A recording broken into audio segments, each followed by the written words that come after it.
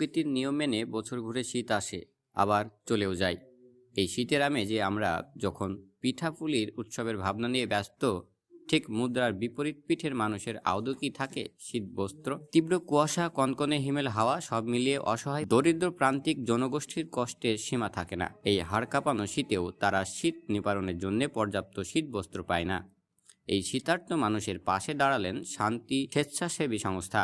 নদিয়ার চাপড়ার এলেমনগরে 70 জনকে শীতবস্ত্র দিলেন। চাপড়ার নজরুলপল্লীর এই সংস্থাটি নানাবিধ সহায়তা নিয়ে কাজ করে চলেছে দীর্ঘদিন। ছোট্ট ব্যবসা, একটা ছোট্ট চায়ের দোকান, আজকে তারা হচ্ছে দাতা।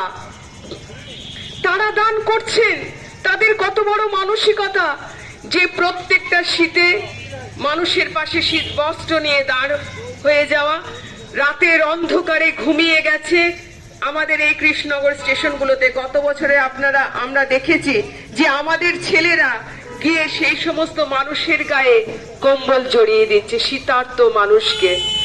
কখনো অন্ন তো কখনো বস্ত্র, আবার কখনো আর্থিক সাহায্য নিয়ে হাজির হয়ে যান দুস্থ পরিবারের পাশে, জানালেন সংস্থাটির সম্পাদক মুস্তাকিম শেখ।